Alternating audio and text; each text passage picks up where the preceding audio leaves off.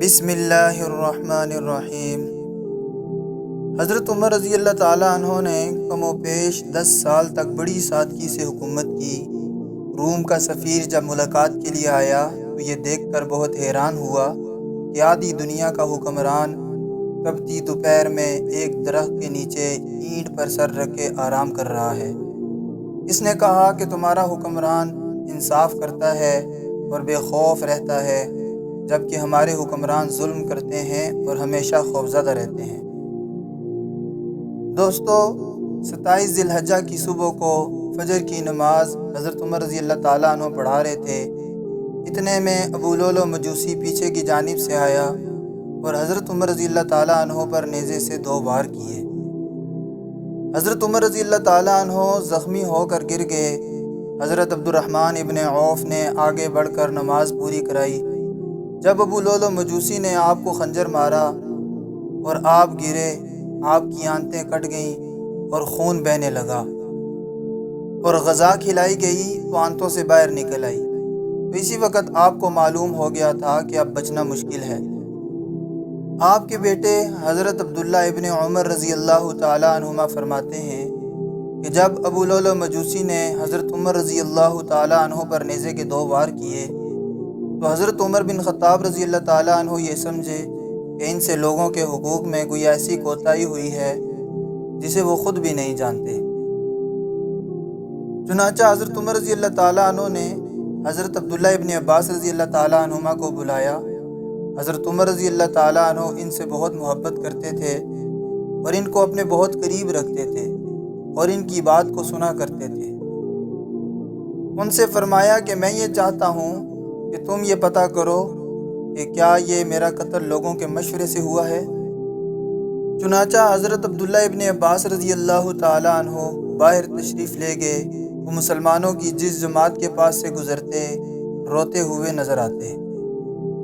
حضرت عبداللہ ابن عباس رضی اللہ تعالیٰ عنہما نے حضرت عمر رضی اللہ تعالیٰ عنہ کی خدمت میں واپس آ کر عرض کیا کہ اے امیر المؤمنین، میں جس جماعت کے پاس سے گزرا میں نے ان کو روتے ہوئے پایا۔ حضرت عمر رضی اللہ تعالیٰ عنہ نے پوچھا کہ مجھے کس نے قتل کیا ہے؟ حضرت عبداللہ ابن عباس رضی اللہ تعالیٰ عنہ نے کہا کہ حضرت مغیرہ بن شعبہ کے مجوسی غلام ابو لولو مجوسی نے۔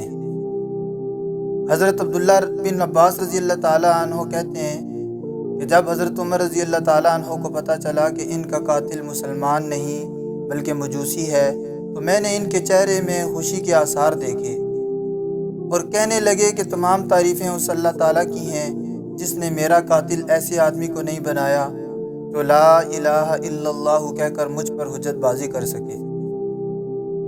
حضرت عمر رضی اللہ تعالیٰ عنہ نے پینے کے لیے دودھ منگایا اور اسے پیا تو وہ زخموں سے باہر نکل آیا، جس سے حضرت عمر رضی اللہ تعالیٰ عنہ نے سمجھ لیا کہ موت آنے والی ہے۔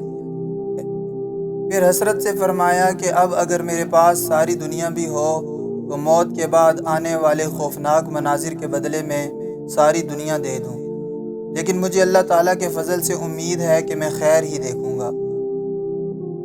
یہ سن کر حضرت عبداللہ ابن عباس رضی اللہ تعالیٰ عنہ نے کہا کہ آپ نے جو کچھ فرمایا ہے اس کا بہترین بدلہ اللہ تعالیٰ آپ کو عطا فرمائے۔ کیا یہ بات نہیں ہے کہ جس زمانہ میں مسلمان مکہ میں خوف کی حالت میں زندگی گزار رہے تھے، اس وقت حضور صلی اللہ علیہ وسلم نے آپ کے حق میں دعا کی تھی کہ اللہ تعالیٰ آپ کو ہدایت دے کر دین کو اور مسلمانوں کو عزت عطا فرمائے۔ جب آپ مسلمان ہوئے تو آپ کا اسلام مسلمانوں کی عزت کا ذریعہ بنا اور آپ کے ذریعے سے اسلام اور حضور صلی اللہ علیہ وسلم اور آپ صلی اللہ علیہ وسلم کے صحابہ کھل کر سامنے آئے، اور آپ نے مدینہ کو ہجرت فرمائی تو آپ کی ہجرت فتح کا ذریعہ بنی۔ پھر جتنے غزوات میں حضور صلی اللہ علیہ وسلم نے مشرکین سے قتال فرمایا، آپ کسی سے غیر حاضر نہ ہوئے۔ پھر حضور صلی اللہ علیہ وسلم کی وفات اس حالت میں ہوئی کہ وہ آپ سے راضی تھے۔ پھر حضور صلی اللہ علیہ وسلم کی وفات کے بعد آپ نے خلیفہ اول حضرت ابوبکر صدیق رضی اللہ تعالیٰ عنہ کی خوب زوردار مدد کی اور ماننے والوں کو لے کر نہ ماننے والوں کا مقابلہ کیا، یہاں تک کہ لوگ اسلام میں داخل ہوئے۔ پھر خلیفہ اول حضرت صدیق اکبر رضی اللہ تعالیٰ عنہ کا انتقال ہوا اور وہ بھی آپ سے راضی تھے۔ پھر آپ کو خلیفہ بنایا گیا اور آپ نے اس ذمہ داری کو بڑے اچھے طریقے سے انجام دیا، اور اللہ تعالیٰ نے آپ کے ذریعے سے بہت سے نئے شہر آباد کرائے اور مسلمانوں کے لیے روم اور فارس کے سارے اموال اکٹھے کر دیے اور دشمنوں کو جڑ سے اکھیڑ دیا، اور اللہ تعالیٰ نے ہر گھر میں آپ کے ذریعے دین کو بھی ترقی عطا فرمائی اور رزق میں بھی وسعت عطا فرمائی، اور پھر اللہ تعالیٰ نے آپ کو خاتمہ میں شہادت کا رتبہ عطا فرمایا۔ امیر المؤمنین، آپ کو یہ مرتبہ شہادت مبارک ہو۔ اس کے بعد حضرت عمر رضی اللہ تعالیٰ عنہ نے فرمایا، اے عبداللہ، کیا تم قیامت کے دن اللہ کے سامنے بھی میرے حق میں ان تمام باتوں کی گواہی دے سکتے ہو؟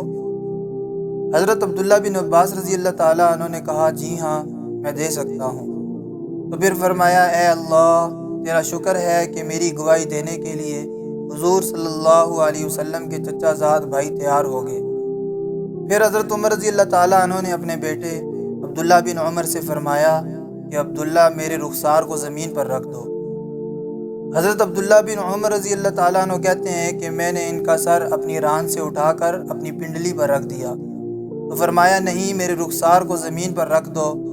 چنانچہ حضرت عمر رضی اللہ تعالیٰ عنہ نے اپنی داڑھی اور اپنے رخسار کو زمین پر رکھ دیا اور ناک کو زمین سے رگڑتے ہوئے فرمایا، او عمر، اگر اللہ نے تیری مغفرت نہ کی تو پھر تیری بھی ہلاکت ہے اور تیری ماں کی بھی ہلاکت ہے۔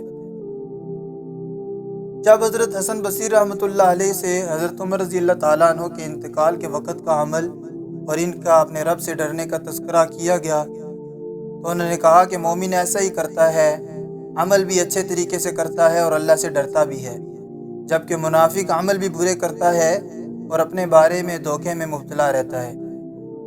اس کے بعد حضرت عمر رضی اللہ تعالیٰ عنہ نے حضرت عبداللہ ابن عمر سے فرمایا کہ دیکھو مجھ پر کتنا قرضہ ہے، اس کا حساب لگا کر بتاؤ۔ انہوں نے کہا کہ 86,000 درہم۔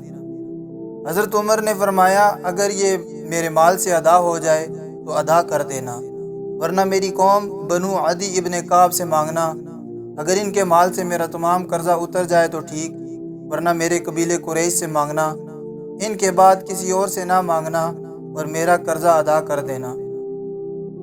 حضرت ام المؤمنین حضرت عائشہ رضی اللہ تعالی عنہ کی خدمت میں جا کر سلام کرو اور ان سے کہو کہ عمر بن خطاب اپنے دونوں ساتھیوں حضور صلی اللہ علیہ وسلم اور حضرت ابوبکر صدیق رضی اللہ تعالی عنہ کے ساتھ حجرہ مبارکہ میں دفن ہونے کی اجازت مانگ رہے ہیں۔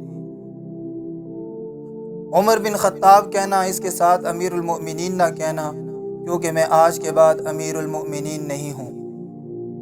چنانچہ حضرت عبداللہ ابن عمر حضرت عائشہ رضی اللہ تعالی عنہ کی خدمت میں گئے تو دیکھا کہ وہ بیٹھی ہوئی رو رہی ہیں۔ سلام کر کے ان کی خدمت میں عرض کیا کہ عمر بن خطاب اپنے دونوں ساتھیوں کے ساتھ دفن ہونے کی اجازت چاہتے ہیں۔ حضرت عائشہ رضی اللہ تعالی عنہ نے فرمایا، اللہ کی قسم، میں نے اس جگہ خود دفن ہونے کی نیت کی تھی، لیکن میں آج حضرت عمر کو اپنے اوپر ترجیح دوں گی۔ جب حضرت عبداللہ ابن عمر واپس آئے تو حضرت عمر رضی اللہ تعالیٰ عنہ نے کہا کہ تم کیا جواب لائے ہو؟ تو حضرت عبداللہ رضی اللہ تعالیٰ عنہ نے کہا کہ انہوں نے آپ کو اجازت دے دی ہے۔ حضرت عمر رضی اللہ تعالیٰ عنہ نے فرمایا کہ اس وقت میرے نزدیک اس کام سے زیادہ ضروری کوئی چیز نہیں ہے۔ پھر فرمایا، جب میں مر جاؤں تو تم میرے جنازے کو اٹھا کر حضرت عائشہ رضی اللہ تعالیٰ عنہ کے دروازے کے سامنے لے جانا، پھر ان سے دوبارہ اجازت طلب کرنا اور یوں کہنا کہ عمر بن خطاب حجرہ مبارکہ میں دفن ہونے کی اجازت مانگ رہے ہیں، اور اگر اجازت دے دیں تو مجھے اندر لے جانا اور اس حجرہ مبارکہ میں دفن کر دینا، اور اگر اجازت نہ دیں تو مجھے واپس کر کے مسلمانوں کے عام قبرستان میں دفن کر دینا۔ جب حضرت عمر رضی اللہ تعالیٰ عنہ کے جنازے کو اٹھایا گیا تو سب کی چیخیں نکل گئی اور ایسا لگا جیسا آج ہی سب پر مصیبت کا پہاڑ ٹوٹا ہے۔ اس کے بعد حضرت عبداللہ ابن عمر رضی اللہ تعالیٰ عنہ نے سلام کر کے عرض کیا کہ عمر بن خطاب اندر دفن ہونے کی اجازت طلب کر رہے ہیں۔ حضرت عائشہ رضی اللہ تعالیٰ عنہ نے اجازت دی۔ اس طرح اللہ تعالیٰ نے حضرت عمر رضی اللہ تعالیٰ عنہ کو حضور صلی اللہ علیہ وسلم اور حضرت ابوبکر صدیق رضی اللہ تعالیٰ عنہ کے ساتھ دفن ہونے کا شرف عطا فرمایا۔ دوستو، ابو لؤلؤ مجوسی نے حضرت عمر رضی اللہ تعالیٰ عنہ پر 27 ذی الحجہ بدھ کے دن فجر کی نماز پڑھاتے ہوئے زہر آلود نیزے سے 2 وار کیے جس سے آپ شدید زخمی ہوئے اور 3 دن سخت تکلیف میں رہ کر یکم محرم الحرام کو جام شہادت نوش فرمایا۔ انا للہ و انا الیہ راجعون۔